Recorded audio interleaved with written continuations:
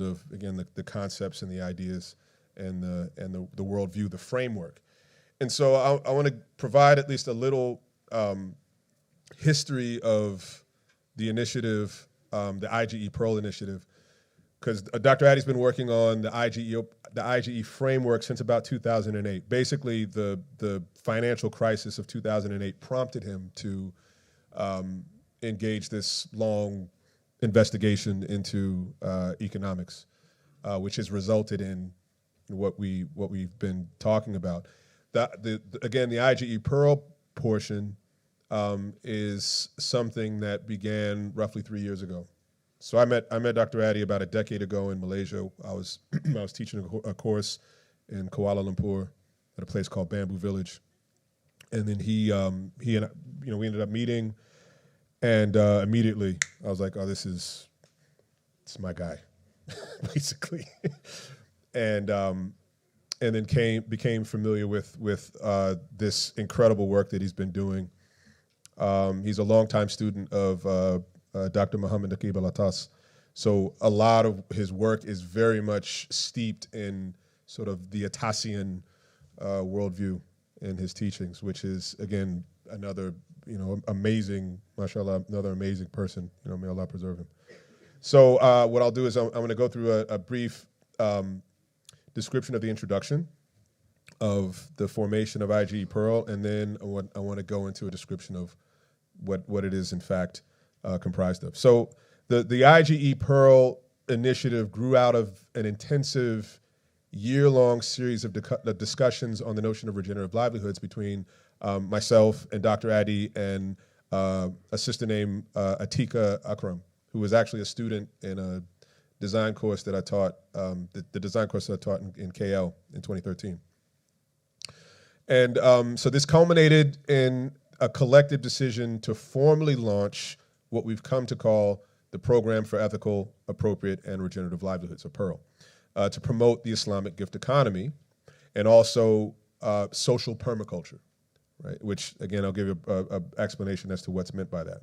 And we wanted to introduce this to a global audience through a systematic series of structured educational courses and training workshops, as well as to explore the possibility of offering general and technical advisory and consultancy services in this field. So the inaugural 12-module, 36-hour standard IGE Pearl course was offered in October of 2020. And then since, and again, this was written in September of last year. So we've since had about 8 standard IGE courses, which are now roughly 60 hours, and that's probably being conservative. And they've also been offered and taught in sort of shorter versions, like introductory courses, because not everybody necessarily has 60 hours to spend in a class. And so the standard course has now been expanded from the course 36 hours to 60 or more hours, comprising the core 36 hours of lectures by both Dr. Addy and myself, and then 9 to 12 hours of presentations by guest speakers. Typically, the guest speakers are people that are engaged in very similar work, or they're people that have businesses or enterprises that exemplify the things that are discussed in the class, so that you understand that we're not talking about some kind of hypothetical or theoretical abstraction. Like, there are people that are doing this, and I think it's very important to bring examples of what we're talking about, and actually offer that and make that available to students so that they understand that this is very doable, right? Why is it doable? Because people are doing it. So then there's also an additional 9 to 12 hours of presentation by the guest speakers and 9 to 12 hours of student seminars. So everybody has a chance to very actively participate in the material that's being presented. And then seeing the program gradually and organically develop and mature through the last 2 to 3 years, we've recently decided to create the formal establishment of what we've come to call the Institute for Regenerative Livelihoods, right, IRL. And this is the long-term project of sort of an IGE Pearl advisory, right? And it's in the form of a limited liability partnership company. It's legally registered in Kuala Lumpur in Malaysia, and it hosts and supports the IGE Pearl program and all of its courses and initiatives and projects. We've also created a retreat that allows for everyone, again, to engage the material in a more practical, tangible sense. And so if you go to the IGE Pearl website, there's a heading where you can see there's a heading for courses. And then right next to the heading for courses, there's one for retreats. And so there's a retreat that is called, we love our acronyms, it's called ARLECT. And ARLECT stands for Agroecological, Right Livelihood, Educational, and Cultural Travel Retreat. And there are four, I know, it's really funny. I see you laughing. And there are four branches that are included underneath this ARLECT banner. And so we do sort of a cross cultural guided exploration into agroecology, right livelihood, ethical business, and community building, right? And that's not it's not a random collection of elements. It's very intentionally structured in that manner. And again, once going through the description of IGE Pearl, hopefully you'll get a sense of again, this sort of the operational or conceptual logic in how everything's constructed. So again, what is the Islamic gift economy? So the Islamic gift economy is an autonomous, integrative economic system designed, structured, and operationalized to be capable of standing and prospering on its own ethical and socioeconomic principles, while in critical, constructive engagement with the currently hegemonic neoliberal financial capitalist system. So it's not, what we're doing isn't sort of this constant belly aching about all the things that we don't like about the world. It's one thing to talk about the things we don't like. It's another thing to actually do the work necessary to present an alternative that effectively obsoletes this system that we say we don't like. And if we're not prepared to do the work necessary to be able to create and present and demonstrate an alternative, then I've gotten to the point where I call into question the claim to not like what you are currently having to live under, if you're not prepared to do anything about it, right? So as an applied system of community-oriented economics, the IGE serves to revive here's your word, axioteleological, the axioteleological, philosophical, cosmological, and epistemological first principles of the worldview of Islam, and operationalize them in the socio-economic domain of life as, again, practical wisdom, hikmat amaliyah, namely, as true knowledge realized in right action, what we can sort of summarize or encapsulate in the term adab. Right? It applies the worldview of Islam to bear critically, constructively, and systematically upon all aspects of the public, ethical, socioeconomic, or mu'amala domain of daily life at the level of the individual, family, and community. The intellectual and spiritual, along with the ethical and moral tradition of Islam, has explicitly highlighted in great detail the importance of enabling the establishment of community-relevant socioeconomic systems rooted in right livelihood, right, or kasab tayyib, and the common good, right, maslaha amma, as a means of manifesting and thus realizing the ethico-moral principles of Islam, the ethical and moral principles of Islam in daily life through bringing about benefit, right, manfa'a, and preempting harm, darra.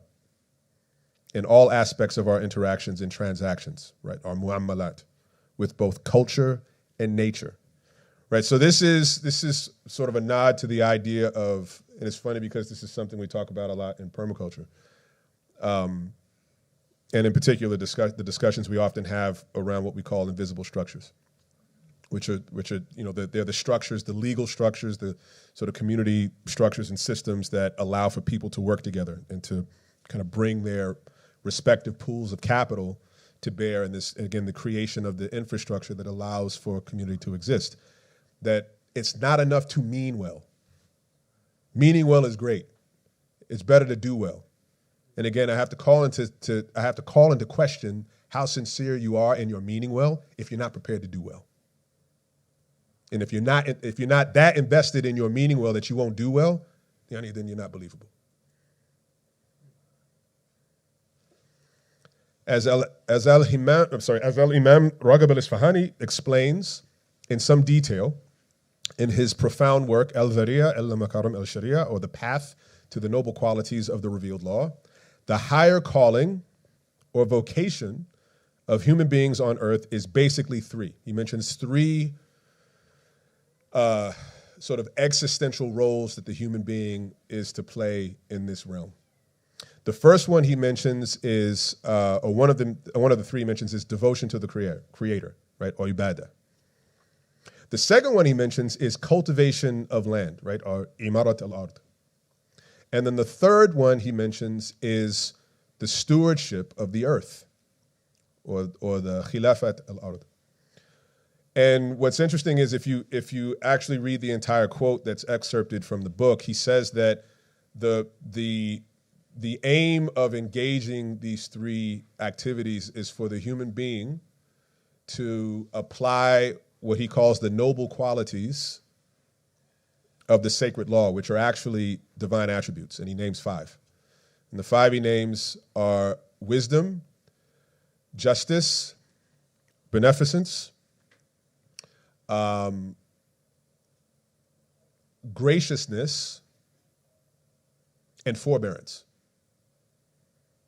And he says that in doing so, it allows for the human being, right, in the cultivation of these divine attributes, again, through engaging these activities, right, not just one of them, not just ibadah, that's one. He mentions two others, right, cultivation of earth, right, and the stewardship of the creation, right. And so he says that by developing these five divine attributes, that eventually it allows for a human being to gain paradise, right, as a reward, and ultimately proximity to God. Now, we talked about, the sort of eschatological, what is the eschatological goal? What is the end game, right? The engagement of these activities is not for what it is that you are going to gain here in this realm. There's an understanding that there are these otherworldly rewards, these otherworldly benefits that come from engaging these activities. Right? That is the end game. Right? It's not the worldly gain that would be produced by engaging these activities. It is the otherworldly, it's the akhiri reward, ultimately. The IGE Pearl program can be read as pertaining to the endeavor to revive the ethical cultivation and settlement of the land, thus to reverse the current systemic desolation of the cultural and natural landscape. The purpose of the IGE Pearl's carefully thought out and structured educational and training programs is therefore to impart to students, Muslim and non-Muslim alike, the intellectual and moral capacities required for answering and fulfilling that higher transcendent calling. In the light of the above and other related considerations outlined below, the Islamic gift economy can thus be formally defined as we had said in the last session, the provisioning and sharing by mutual giving and receiving through fair social and commercial exchange of natural and cultural abundance for realizing material and spiritual well-being. What we could probably comprehensively call afia. Right? It can also be defined much more succinctly as the economy of earning and provisioning, or iqtisad al-iqtisab wal-infaq. The definition of the IGE is made operative in practice through a systemic or systematic integrative revival of the structures of community-oriented religious, social, and commercial exchange, as formally explicated in the traditional fiqh, right, or jurisprudence of ibadah and mu'amala, such as, again, zakat, right, obligatory charity, waqf, charitable endowment, sadaqah, voluntary charity, excuse me, hiba, gift giving, fara'id, or earth, which is estate division, wasiya, bequest, qard hasan, goodly loan, interest-free loan, ariya, lending something for use, ijara, hiring and leasing, ja'ala, job wages, mudaraba, venture capital or financing a profit-sharing venture, and musharaka or sharika, or business partnership, right? So these structures are very well explained, established within, within the muamala tradition, within fiqh, right? So the question is, okay, if these are traditional instruments of being able to put to use the sort of pool, the pool of community capital, right, in all of its different forms. And I think we have to be reminded that there are different forms of capital. Not everybody has access to all the different forms of capital, right? Some of it is going to be financial capital. Some of it's living capital. Some of it's material capital. Some of it's experiential capital. Some of it's intellectual capital. Some of it's social capital. Some of it's cultural capital. Some of it is spiritual capital, right? So you need all of them within what we would call a community. Like, you can't have a community that does not have, in some way, shape, or form, access to these 8 forms of capital. You need them all. And so that's why, really, in order for a community to exist in practice, you have to find ways of being able to create linkages and connections to all of those different forms of capital, if you are, in fact, to have, in truth, a community. So the giving or gifting corresponds with the notion that a virtuous circulative exchange between rich and poor, or an economy of interdependence in which the surplus of the rich is returned to the poor, is seen as being essential to ensure the maintenance of a general state of order, peace, balance, harmony, and equilibrium, or the mizan, right, in society and in the broader civilization. Therefore, the gift economy, right, al-iqtisad al-ihsani, right, the magnanimous, or the economy of excellence, is the return economy, in which the circulation and recirculation of wealth in a healthy society is both personally and institutionally structured. Structured. It's not random. It's structured. It's very intentional. And you've actually taken the time to figure out what are the components that need to be assembled in order to facilitate everything that's being discussed here. Very intentional. So it's personally and institutionally structured to serve the common or public good, right? That's maslaha, which in turn both subsumes and ensures the personal good of the individual. In this respect, the gift is seen to be intrinsically constituted by the elements of licitness, right? That you have these are legal, right? Permissible enterprises or businesses. You're engaged in what would be considered a licit activity. So licitness, ownership, valueness, something that has value, meaningfulness, benevolence, and relevance. In other words, the Islamic gift economy is also the economy of fard al-kifaya, right? The collective obligation of the community, right? To cover there's certain functions that should be made available to people. So namely, the economy of fulfilling duty of sufficing the needs of the community, which fulfillment suffices to the needs of the individuals constituting that community. So in this integrative vision, the personal good and the public good are both an integral part and parcel of the same common good. The IGE Pearl's operative ethical-moral principles, the ethical and moral principles are cooperation, or ta'awun, mutual consent, taradin, and partnership, musharaka. These are based on the foundational ethics of justice, adl, magnanimity, ihsan, mercy, rahma, gratitude, shukr, generosity, karam, moderation, ifa, stewardship, khilafa, and trustworthiness, right, amana. These ethical and operational principles are grounded in the foundational psychological and cosmological outlook expressed in the belief that, number one, and again, this is why it's very important that we ground this in a cognitive frame, in a conceptual habitat that is consistent with the Islamic worldview. So number one, the natural and cultural resources of the world are abundant.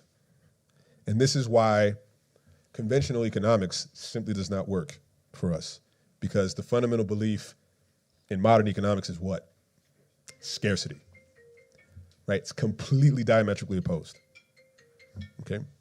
While number two, the material needs and wants and desires of human beings are limited and ought to be so. What the modern world has done is they completely inverted it, right? The wants and the needs and the desires of human beings is seen as being unlimited. And the provisioning of the things that would serve those needs is seen as being scarce. It's completely inverted, totally backwards. The natural and cultural resources of the world seen as blessings from the merciful Creator are abundant and even unlimited in principle and in reality. That is the fundamental belief. Like, we don't believe that God is a miser. I mean, that's not our worldview. Viewed in the light of true belief, of Iman, these resources are understood to be gifts and favors from the realm of divine transcendence, to which the human ethical and cognitive response is gratitude, right? It's shukr, resulting in good works, right? Amal, which in turn generates contentment, right? Qana'ah, and plenitude, fadl. Hence, man will take according to his need, but not his greed, right? Because a firm belief in abundance and plenitude as the default subjective psycho-cognitive and objective ontological and cosmological condition eliminates fear and anxiety. It eliminates fear and anxiety over scarcity. In short, a belief in limits entails not a belief in scarcity. Right? You believe in the limits of your desires. You believe in the limits of your wanting things, not in the ability of Allah to provision those things. There's enough. There's more than enough. The problem is kind of legitimizing this belief that the world needs to be designed, it needs to cater to your preferences and, again, to your desires. And actually, there's a point here I want to highlight, and this is actually from a piece that I wrote, interestingly enough, for Yaqeen Institute, and it's called Saving Truth and Beauty: The Destruction of Nature and the Islamic Solution, which is not my title. And there was this, actually, it was a conversation that I was having with Dr. Addy about this point. And the paper is really looking at, again, this problem of ecological destruction and ecological collapse, which has by and large been caused by a pursuit of a certain kind of economics, again, that comes out of kind of the Western intellectual tradition and the Enlightenment, or as Dr. Addy likes to call it, the Endarkenment. And so we were having this this conversation where we started to look at this idea of, again, kind of human desire and whims and caprice. And specifically, when you have a world that has been constructed to cater to these things. And especially if you have a belief as a Muslim, if you believe that we believe that there are two books, right? There's the written book, which is the Quran, and there's the cosmic book, right? There's the Kitab al-Mastur and Kitab al-Mandur. And you need both of them. Both of them are available for you because they both constitute the signs that Allah has provided us with in order to be able to, again, confirm everything that he tells us, right? And everything that the Prophet ﷺ came to teach us. And so the problem is, if you live in a world where these signs are being corrupted, and they're being corrupted first and foremost for economic reasons, and there are people who know better that aren't doing anything about it, what happens to the people that are allowing it to happen? Right, so obviously there's the ayah that was referred to earlier about corruption has appeared in the land and the sea by what the hands of humans have wrought. So if the creation consists of Allah's signs and those signs serve as reminders of the divine, what happens when those signs are removed from the earth or they're allowed to be continually corrupted, distorted, degraded, and destroyed altogether? If these corrupted signs become the basis of our reflection and our remembrance, how would our perspectives not also grow corrupted, distorted, and degraded? How would they not also grow corrupted, distorted, and degraded? What precarious world do we produce by substituting for those signs a mirror of humanity's basest desires, whims, and caprices? Again, this is what this worldview that we've been sort of trained to accept that has produced modern economics, this is what it's wrought. So this destruction of nature is perpetrated and tolerated in the pursuit of economic interests.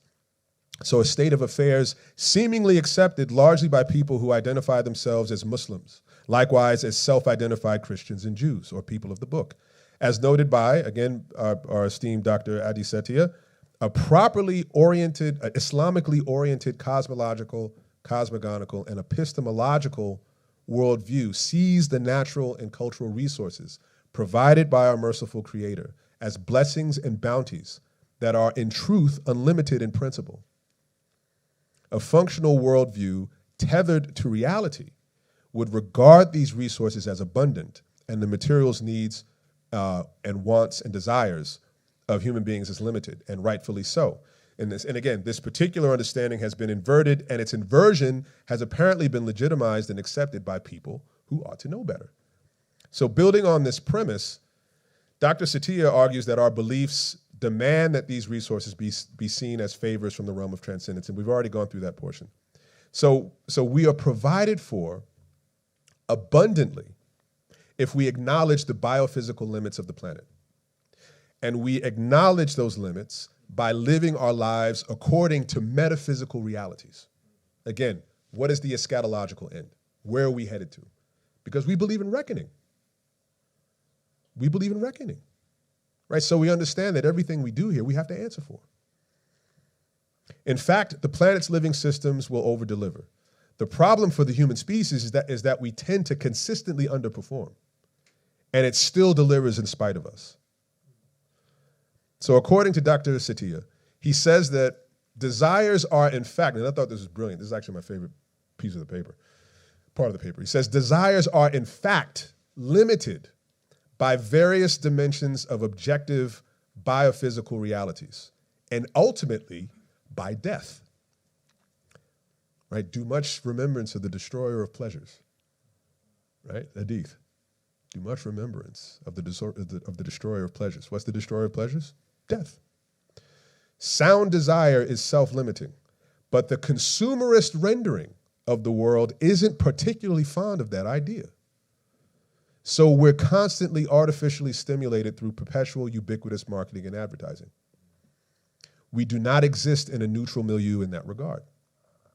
The paradox of earthly life is that we simply need to respect the biophysical limits of nature, which essentially consists of having proper adab, right? Manners, etiquette, adherence to protocol with creation. If we are to enjoy unlimited bounties, that we in fact need to see the limits within ourselves if we are to experience unlimited bounties. Additionally, desires are limited. This is brilliant. Desires are limited because enjoyments are limited or bounded. That's an objective fact because we know experientially that unbounded enjoyments and desires degenerate into suffering and humiliation by way of what? Somebody knows the answer to this. By way of what?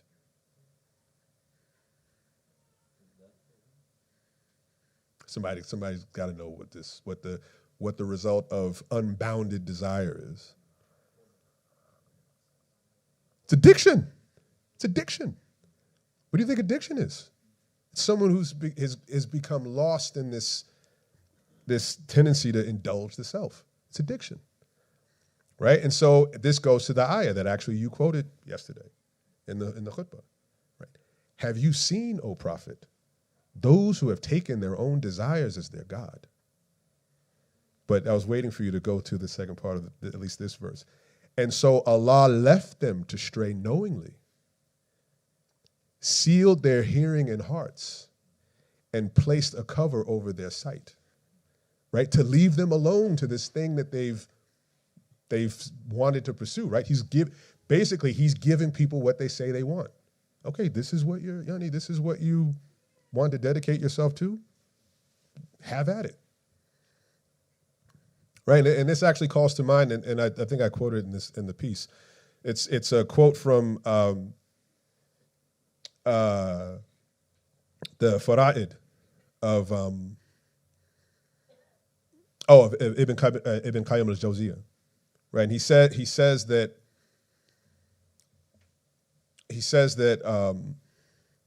whoever loves the worldly life will overestimate its value and make themselves a slave to it, and it will humiliate them.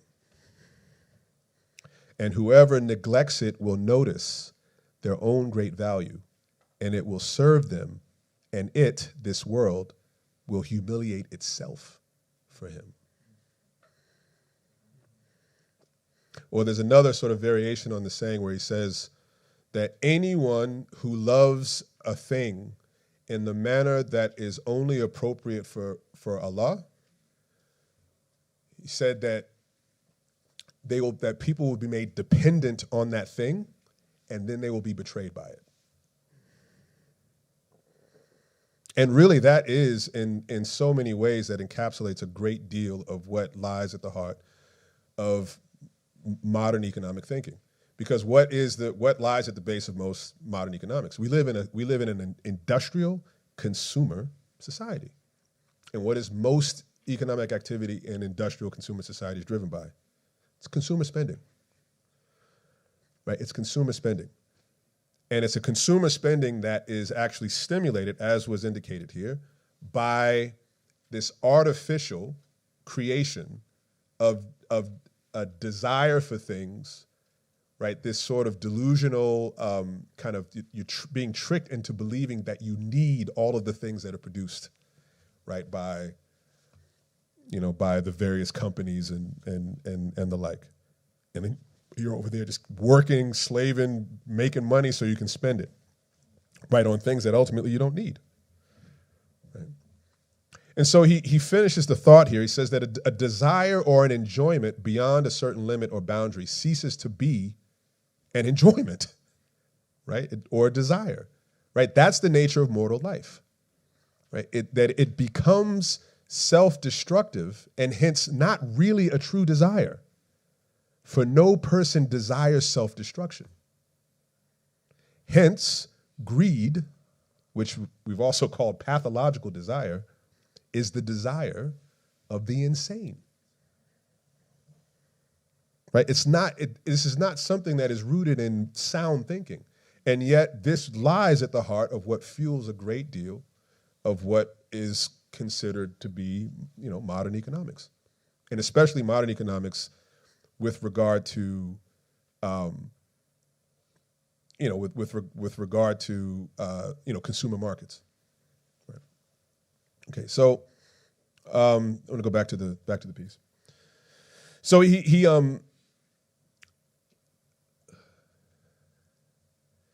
has this really again brilliant breakdown of and kind of further investigation of this idea. And one of the things he references here is a couple of ayahs that are in Surat Ibrahim. And one of them, again, I think most of you are very familiar with, where Allah says, Yani, if you are grateful, right, I will grant you increase. Right? But if you are ungrateful, right, my punishment is severe.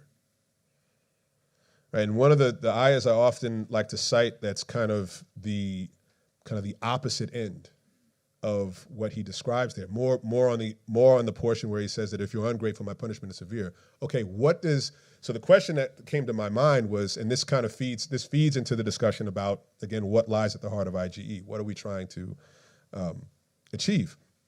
Okay, so there's the ayah in Surah Al-Isra where Allah says that verily the wasteful, right, the squanderers, the mubadhirin, are the brothers of the shayateen. The wasteful are the brothers of the devils, right? And ever has shaitan been ungrateful to his Lord. So look at all of the qualities in particular that are actually cited in the verse, right? The wasteful, the squanderers are the brothers of the shayateen. Right, so you see ingratitude and wastefulness are linked. That the practical manifestation of ingratitude is wastefulness. Right, it's the squandering of a blessing. Right, now if wastefulness is the squandering of a blessing, then what does gratitude look like in the world as a practical matter? What is the opposite of wastefulness? Right, and it's a rhetorical question right now. Inshallah, we'll come back to it. Right, but that's something that deserves, I think, really deep thought and consideration. Is that how? So in essence, what we're also talking about here is how do you create an economy of gratitude? Right, in practice, not just I'm grateful. How do I know that? What does gratitude look like in the world? If ingratitude takes the form of wastefulness, because what's one of the things that you can say lies at the heart of industrial consumerism? It's extremely wasteful. So how do you? So the question is, there's often these questions about what is Islamic finance or Islamic banking or Islamic consumerism or what? Kind of these tags that are kind of attached to ideas that in essence are very alien to our worldview. Is how can one reconcile doing that, again, legitimately, without actually taking the time to be very clear about how is it that we actually look at the world, given, again, our cosmology, our cosmogony, our epistemology, our eschatology, all of those things, that we have a very clear worldview. And then unless we are doing the work to put that forward, to present that to people, then I think we're falling very, very short of the mark.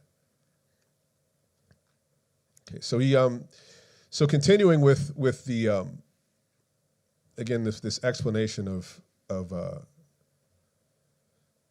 IGE, right? And again, this worldview of IGE. So to continue, he says here that in the secular darkness, first of all, that by definition, we would say that an Islamic economics is an economics of abundance, not an economics of scarcity, right? It's an economics of abundance. That is the starting point. We do not believe in an economics of scarcity. So we start from a fundamental belief that the world is enough. It's more than enough in terms of being able to meet our needs. So in the secular darkness of disbelief and ingratitude, right, kufr, however, these resources are cut off from their transcendent spiritual source and restricted to their limited, purely quantitative level of being. Hence, man views these resources as limited and scarce, despite its actual abundance. And they will engage in mutual, unending competition over them out of anxiety over their perceived scarcity. Right, and then there's another quote from the Quran, right? The devil promises you destitution and enjoins on you lewdness, but Allah promises you forgiveness from him with bounty. All right, competing worldviews. Which one do you believe in? Which one do you invest yourself in? Without belief, man will, out of anxiety, take these resources according to his greed, without any sense of recognition of and reliance on their true transcendent source, which in turn results in ingratitude and hence loss of contentment, leading to an existential and psychological state of perpetual anxiety and endless yearning. And again, this goes, the reference to Surah Al-Ibrahim, right? But if you are thankless, if you are ungrateful, then indeed my punishment is dire. So in this state, which can be referred to as the pathology of consumption, what is attained is never really felt to be attained. And satisfaction is fleeting, leaving in its wake disillusionment and boredom, and of course, ecological desolation of the cultural and natural landscape. So thus Muslims, if they are sensitive to the worldview of Islam, cannot go on agreeing explicitly or implicitly with the standard secular definition of economics that more or less asserts that it is the study of the, quote, allocation of the scarce resources, or allocation of scarce resources, to fulfill unlimited wants, unquote. This is because this and similar definitions of economics in the standard economics textbooks used throughout the world are based on two basic, mistaken, and largely unexamined dogmatic assumptions. Again, one is cosmological and the other is psychological. Right? The cosmological assumption, as implicit in the phrase, quote unquote, scarce resources, is that nature is purely material without a transcendent source of being, renewal and regeneration. And so it must be a closed system, hence finite and limited. The psychological assumption, as implicit in the phrase, quote unquote, unlimited wants, makes a claim about the nature of man and that he is limited in his physical self and materialistic ambition without deeper spiritual substance and higher transcendent aspiration. Hence, he lives only to realize his immediate sensual bodily desires and to create new desires, thus leading from the Islamic point of view to his seduction into, quote, and again, a reference to another ayah in Quran, rivalry and worldly increase, right, from Surah Al-Takathur, as the only goal of his purely temporal life, right? Rivalry and worldly increase distracts you until you visit your graves, right? Surah Al-Takathur. In contrast, again, Muslims believe that one, both nature and culture and their resources have a transcendent source of being, right? Regeneration and renewal. And hence, natural and cultural resources are not limited in respect of that transcendent source of renewal and regeneration, but rather they are abundant, right? Another reference to Surah Al-Ibrahim, and he gives you of all that you ask of him, and he gives you all that you ask of him. And that too, man's self is both physical and spiritual, in which the physical is embedded in and serves the spiritual. Hence, man voluntarily limits his material desires through cultivating the self-discipline of zuhud, right? Spiritual detachment, and in this sense, economic downshifting. So even if you have the means to buy the world, you don't do it because you don't need it. And that extra, this extra financial means you may have actually would be put to better use and actually helping people who are less well off than you. And actually you would use that surplus to enrich those people. And I have to emphasize that point, that in the course of, again, kind of this charitable giving that we often engage in, the goal should be to eventually help these people get to the point that they no longer need what you give to them. So in fact, true charity would be to provide people with a means to no longer need your charity. Right? It's to free them from being in need of you. That's the goal, is to actually do what you can to basically make yourself redundant in that regard. So in contrast, Muslims again believe, sorry, just read that part. So, right, and that man's self is both physical and spiritual, in which the physical is embedded in and serves the spiritual. Hence, man voluntarily limits, again, his material desires through cultivating the self-discipline of zuhud, in order that he might better realize his higher and truer spiritual aspirations, by which he finds his true self in place in the larger order of creation and being. He pursues his short-term material needs only in the conscious context of higher, more encompassing, and long-term non-material goals and objectives, and thereby attains to meaning and happiness in service of those higher imperatives. Thus, man's material needs and wants are limited by virtue of his own impulse towards self-realization. Here's your Maslow. Self-realization of his higher spiritual, i.e. his intellectual, ethical, and moral calling, which transcends the temporal, sensual life. Right? Of the world.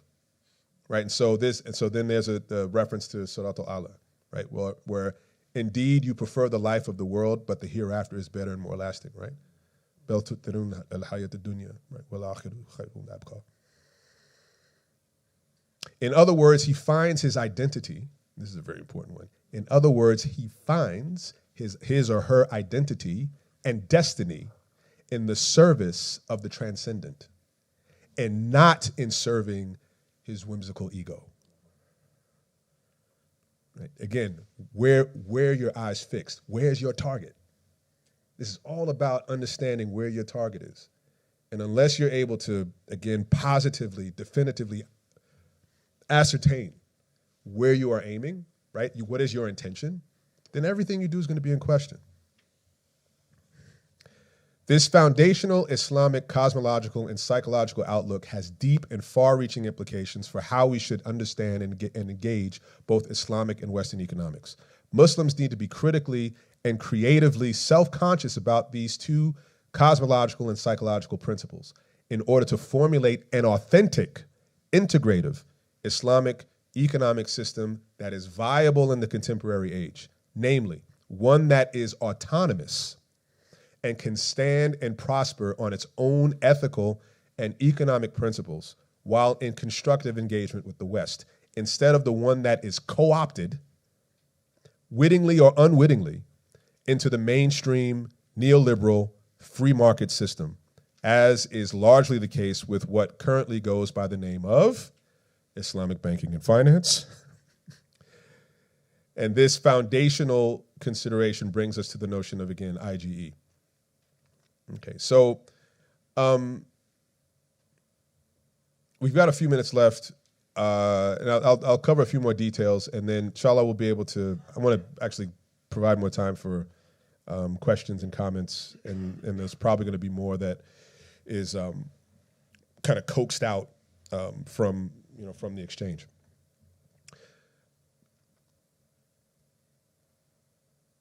So again, we get to this definition of each of the terms that makes up this term IGE. And so we covered some of the traditional kind of standard structures and forms that are talked about in fiqh, such as zakat and waqf and sadaqah and hibah and fara'id and ijara and ja'ala and mudaraba, musharaka.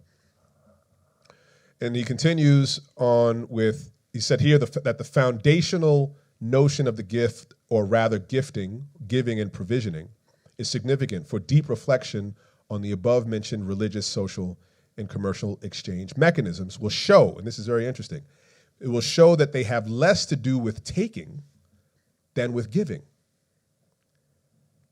Right? This is not that, and even in talking about business, I think what's really fascinating is one of the ways that business, we would actually define what business is. It's not about making money. And I actually found this really interesting when it was first put in front of me. He said it actually, the primary concern of business, the purpose of business is not making money. He said it's to give good advice. It's giving good advice. Because if you do good business with people, if you do business with people in a way that very clearly shows that they are benefiting by engaging with you, then the tendency is for these people to come back to you. And that you can make business you can actually create opportunities for you to do good, profitable business without feeling as though you have to exploit, right, or pull the wool over people's eyes.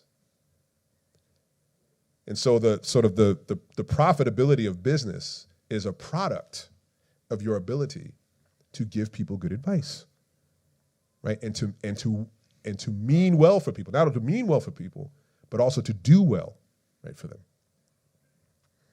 So he continues that the religious, social, and commercial exchange mechanisms that were just mentioned earlier will show that they have less to do with taking than with giving, and hence ultimately more about serving wider, communal, public, rather than narrow individual private interests. As a matter of fact, even the so-called individual quote-unquote private interest that is served in formal commercial exchange is inseparably embedded in the larger fabric of communal public interest. For it is a principal axiom of Islamic law that public communal interest has precedence over private individual interest. Hence, the commercial is never in spite of the communal. To illustrate this point, let us look at the institution and mechanism of fara'id, or the Islamic law of inheritance and estate division. Because of this law, even the most greedy and accumulative of people will be compelled at the end of his life to redistribute his accumulated wealth amongst members of his extended family, such that at the end of the day, he gives away in a redistributive manner very much more than what he has actually consumed of his hard-earned wealth. Another case in point is the august institution of zakat, which ensures that the urgent material needs of the most vulnerable members of the community are immediately taken care of through a system of obligatory giving by its relatively more well-off members. Even in the various formal systems of commercial exchange, such as the business partnership, musharaka, and the venture capital, mudaraba, the basic underlying governing vision is still that of giving, i.e. mutual giving of capital by the investor on the one hand, and of skill by the entrepreneur on the other hand, to a common business enterprise, and the mutual sharing of the risks that go together with the benefits inherent in that common enterprise. Hence, what we have here is an economics of giving and receiving, not one of taking and hoarding. And we can glean from a close, intelligent and creative reading of, say, Jafar ibn Ali al-Dimishki, his slim treatise, and the books mentioned in the footnotes, that the underlying message that good management of the self, right, of akhlaq, is the basis for good management of the household, right, the original meaning of economics, or tadbir al-manzil. And this, in turn, is the basis for good management of society, what we call politics. And therefore, the material economy should be embedded in the moral economy in order to realize a true economy of the common good, leading to felicity in temporal and eternal life. Okay. So actually, we're getting on to 4 o'clock. I want to give time for questions, comments, discussion. And I think for anyone who's interested in more of the details connected to what makes up the IGE Pearl, you can go to, there's a website we've put together, a lot of the materials that I'm discussing here. You can find the articles and the papers at www.igepearl, that's IGEPEARL.org.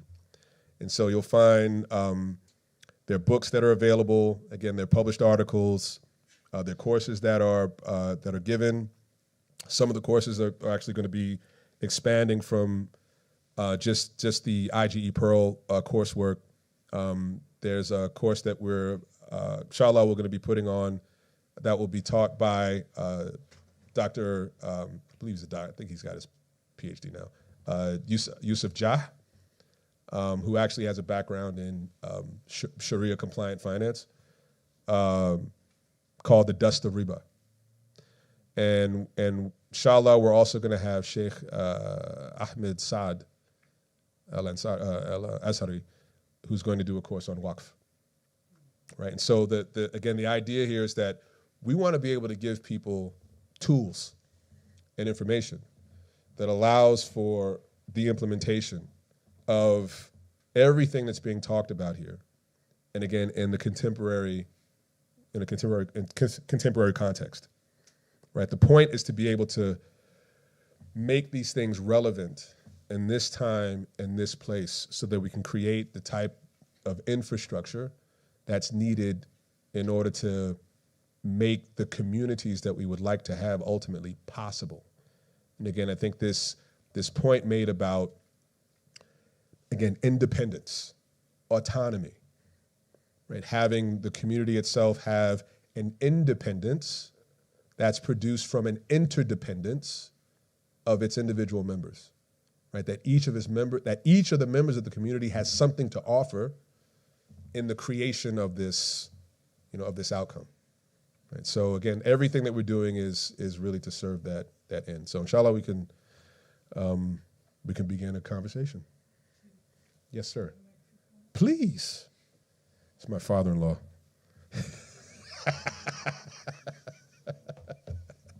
Assalamu alaikum. Wa alaikum salam tullah. So just take a few moments here, and you'll see the relevance of what I'm going to tell you. Basically, I became a Muslim in the mid-1970s. And the first community I went into was in London, in a very desirable area of London called Little Venice. And it was, at the time, people could squat. So the whole street was taken up by squats of Muslims. And we had a couple of shops. One shop was run by a man who was a tailor, made beautiful robes. And another shop sold food, things like that. So we had a community that was functioning. And I think if we'd stayed there, something tremendous would have happened, because in a few years' time, because of the laws of England at the time, people who lived in those squats, well, they got first dibs on buying them. But before that happened, it was decided that we were going to do something about like what you're saying. We were going to create the first Muslim village in England. And so over a period of time, we eventually ended up in northern Norfolk with a whole bunch of land and a huge building, which was a listed building. It was old, from the 11th century. Yeah. And so a little bit about the community. We were connected to our dear Sheikh Sidi Muhammad ibn al-Habib from Morocco. And people will know we sing some of his diwan here. And his muqaddam at the time was a man called Sheikh Abdul Qadir. And Sheikh Abdul Qadir was an artist. He was actually a playwright, had written plays for the BBC. He was an actor and had been in films. The most famous was a film called 8½, by Federico Fellini. And so most of the community of the Moori's, we were all creative, artistic people. And suddenly we found ourselves on all this land, and nobody had any idea how to keep sheep or how to farm. And so, of course, it ended up being a total disaster. But the thing about it is, if we'd had what you're talking about here, this unpacking of how to actually approach this on a practical level with people, that was the other thing. People were only allowed into that community who were of a certain type. So people who had skills, who could farm and things like that, weren't allowed in. So it failed. However, the intention was good. And it's something that we need to do so badly as Muslims. We need to do this. And I really appreciate you offering this, because this is a prime example of the experiential capital that we have within the community that can directly reference these experiences, the successes and the failures. They can pinpoint what it is that they did right and what it is that they probably could have done better. Yeah. And having these people in the community is indispensable, absolutely invaluable, because they can prevent you from repeating the mistakes that they ended up making, right? They are able to provide you with that information that will allow for you to be able to make better choices. Yeah. Absolutely indispensable. I really appreciate it. Yeah, please. Just as an aside, one of the other things that we had in that community was shoemakers. Yeah. And I mean real shoemakers, sewed them up. And one of them, you probably know him, Sidi Abdul Azim Sanders. Sidi Abdul Azim he was a shoemaker. He made 2 pairs of shoes for Prince Charles. He delivered them to... He's now the king. He delivered them to Buckingham Palace. He was, of course, directed to the serviceman.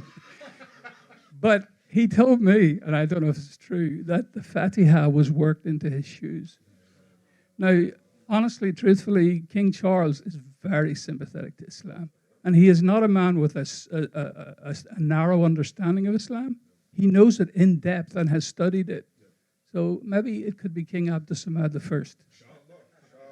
I. Allah knows best. The second attempt was in a place called Dar al-Islam in New Mexico. And all I'll say about that is the intentions again were pure, but the source of funding was something that was controlled by people, and this has happened in other communities too. At a certain point when it looked like something might happen, the funding's withdrawn. It's very important to get, as you're saying, all these different sources of Islamic funding together to do this thing the right way and to have a circular economy that feeds itself and feeds everybody. Absolutely. Okay. No, I really appreciate you saying that. That's those insights. They're invaluable. And I think to that point, really the basis of the community also should be one that is rooted in having the ability to produce things. If you're familiar with some of the ideas that came from the Greeks, there's this idea of autarky, this independence, self-reliance, that the community itself has the capacity to provide the things that it needs. And then ideally what happens is the community develops the capacity to not only cover its own needs, it then is able to provide surplus, right? It's able to produce surplus that then could be offered to others, right? And it's through that ability to provide surplus that you start to generate, more in the way of profit. It also allows you to be able to develop relationships, right? Connections to other communities. And really, this is how, successful societies and civilizations came to be, was by having this capacity. I mean, one of the articles that was published several years ago by our dear brother teacher, Dr. Kareem Lahim, he wrote a piece for Tauba Foundation called The Vocational Society. Again, really important piece, because there's this understanding that traditionally our societies, our communities were communities of production. They were provisioning communities. They were not consumptive or communities of consumers.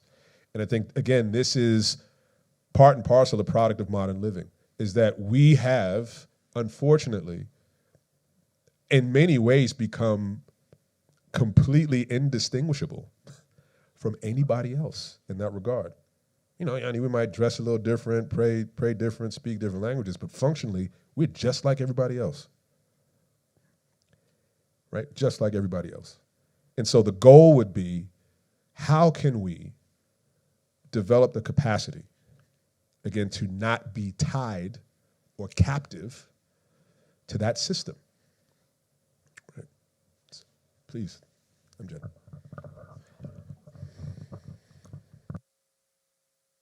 MashaAllah. Just to dovetail off of Sidi Muhammad Abdul Bari's point, Allah subhanahu wa ta'ala bless him and preserve him. So much history and experience, mashallah. But just to dovetail off of that point, that was kind of the mashallah, the question that I had, right? So you mentioned that the Islamic gift economy, it works autonomously, but in constructive engagement with the current system. How does that look? If we want to start taking some steps to have this autonomous system that's in engagement with the current system, could you provide some examples or a roadmap? Thank you. So I think to the point made about being able to, that it has the capacity to function without needing what it is that sort of the conventional system is offering. It's sort of, you have the right, if you're autonomous, if you're independent, you sort of have the right of refusal, right? So they might be offering you something, you say, you know what, I'm good, but we can talk, and again, I think I said earlier that the idea is to be able, for those who are, if they're for those people who are sort of fed up or not very satisfied by what is currently on offer, okay, create an alternative, right? The idea is to create the alternative that no longer necessitates your participation in it. And then you now have the ability to come to the table and say, you know what, I've got this. And then if you are presenting something that is demonstrably better than what is currently on offer, then people will vote with their feet. People will vote with their feet. They'll choose what you're offering than over what is, again, currently on offer. So I'll give you a prime example. So we mentioned before, the Amish. The Amish, in large part, they don't necessarily need to participate in sort of the conventional system of economics, because they are a community that is really built or predicated on being able to supply their own needs, by and large. And actually what happens is people actually come to them because there's certain things that they do really, really well. I'll give you a prime example. There was a guy named, this might seem like a completely random example, but there's a guy named, I think his name's Pierre Sperry or Pierre Spree. He was an aeronautical engineer. I'm kind of interested in this because that was kind of what got me into mechanical engineering. So this is the guy that's responsible for designing a number of fighter planes that, were very important in sort of military use in the latter part of the 20th century. He was part of what came to be known as the fighter mafia. So he actually was behind the design of the F-16 and the A-10 and all of these, these really important, military pieces of hardware. Well, one of the things I came to find out about him also is that he was a bit of an audiophile. He's into very high-end sound equipment. So he would actually, build things like turntables, and amplifiers. And then he would sell these really high-end pieces of audio equipment to, people that could afford them. all of the woodworking for his high-end audio equipment were done by the Amish. So he would go to them to do the, kind of make the housings for all of his equipment, super nice equipment. And we know that they are valued for their ability to work with their hands. Not only that, but some of the better farmers, a lot of the organic farmers, farmers that they don't use any of the agricultural chemicals. They're very skilled. Many of them are Amish or Mennonite, right? Because they still make a living from being connected to the land, and by virtue of that, they have communities that are organized, or portions of their communities that are organized around the maintenance of that land. And because of that, they're able to make a living from that because they produce things that people will pay good money for. Right? So you still have communities of people that are they're inspired, they're driven by this desire to again remain independent, not need what is offered. And they've created the structures, and they've got this intercommunal dynamic, this inter-individual dynamic that allows for them to, again, have the right of refusal. And then because they have this independent thing, they can talk to people without being in need of anything that they're offering. And they can say, well, look, we have this thing. Maybe you might like what it is that we're offering. I remember as a kid, I grew up in New York. I remember as a kid, my mom taking us on trips to, the Pennsylvania Amish country to go to their restaurants to get shoe fly pie and, all of this great stuff because, it was people, whether or not they were Amish, would want to come to the restaurants because the food was good. Right? And it was probably food that was grown or produced or provided by their own farms. Right? So they're offering something that would be seen as beneficial and unique and essential, right, to a given community. So I think one of the things that would really be great for us to think about is, as a community, what is it that could be offered to others outside of the community that would be seen as beneficial, essential, and unique? And I think the Muslims, because of all of the different types of people that the community is comprised of, that the ummah is comprised of, is that there is the potential to offer something that nobody else is able to offer, right? Because of that diversity, right, of experience, of knowledge, right? That human capital that is, that really makes the Muslim ummah what it is, or rather, what it could be,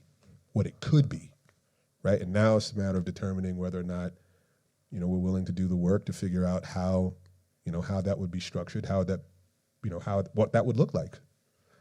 I'm sorry, Sidi. Yeah, I think we're out of time. Please, and then I'll get. Oh no. Yes. Sorry. First of all, thank you so much. That was so enlightening, thought-provoking, and stimulating. I just want to, continue on this comment that brother made, that in front of that lack of experience, kind of, funny, but I guess they did not have YouTube at that time. If they had that, maybe because the technology has, got us to this point that the knowledge or skill is not limited. It's out there. It's just the will that you need. I can do anything. I cannot think of anything that I cannot do around the house that's not available on YouTube. No, that's right. There's a plug for YouTube. Yeah, there is. YouTube University. So so the second part, which is kind of, related to it, it's not a comment but a question. I have myself observed. Coming from the eastern countries, I'm from Pakistan, and I have seen general thinking trend, people who are a little bit not the downtrodden in the society that's a little bit in the middle or in the high class society. As a Muslim, I've seen that they see a different upfront to their integrity to if they do something with their hand. Yeah, that's They the problem, can they can talk all day long, Yeah. like the way we are, doing. Yeah, we're talking, but it comes to doing something with their hand, they would not do that. They will call somebody and pay them like meager amount of money, and they will do it. As compared to in Western countries, I've been here in the United States for more than 20 years, and I've seen and I have learned myself the sense of achievement that you get with the DIY. And my millionaire boss, he takes so much pride in doing the brake job on his daughter's car, as compared to some guy from here in the masjid, they will be looking for a mechanic. They could do it themselves. So my question is somebody doing this thing in the Muslim Ummah? I think we need this overall. And then we have the skills. There are some crucial skills that we don't have. I'm a mining engineer by trade. And wherever I go in the Muslim community, I'd never find anybody. I introduce myself, they say, like, mining engineer? And I tell them that I mine coal. They said, do we still mine coal? You know what I mean? So... No, I want to say, but just thank you. What can we do? Is there anything we can talk all day long. Right, no, exactly. Really what good. we're going to do. So Sidi take us Rhamis, anywhere. if I could. Yeah, please. What we'll do, inshallah, please hold that, brother. And what we'll do is actually maybe start with that in our interactive session, which is going to be in just an hour or so, if that's okay. And what I'll do is, just as a preface, right, to the conversation I hope that we have, here's a hadith that's actually quoted in Imam Shibani's text, Kitab al-Kasab.